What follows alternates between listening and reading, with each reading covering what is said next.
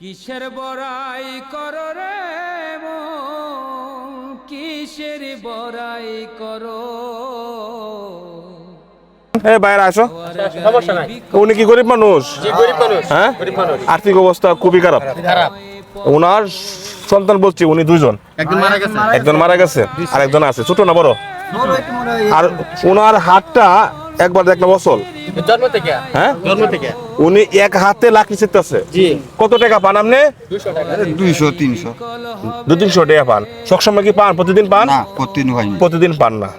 যাই হোক, আপনার ছেলে ছোট, আজকে যদি বড় হতো তাহলে আপনার এই বৃদ্ধ বয়সে এই লাকড়ি ছিঁড়া লাগতো না। হ্যাঁ, এখানে টাকা আছে, আপনার যা চান তাই নেন, লোন। হ্যাঁ, আপনার লোন। হ্যাঁ, আমি দিতাম। ঠিক আছে, ধরেন 500, 1000, 1500, জানি 2000 টাকা গেলাম, হইব তো? হ্যাঁ, খুশি তো? এখন হাসিটা দিয়েছে আপনার। যাই হোক, একজন অসল মানুষ দেখেন, এক হাতে পেটের দায়ে সংসারে হাল ধরতে উনি এক হাতে চিত্তাছে লাকড়ি।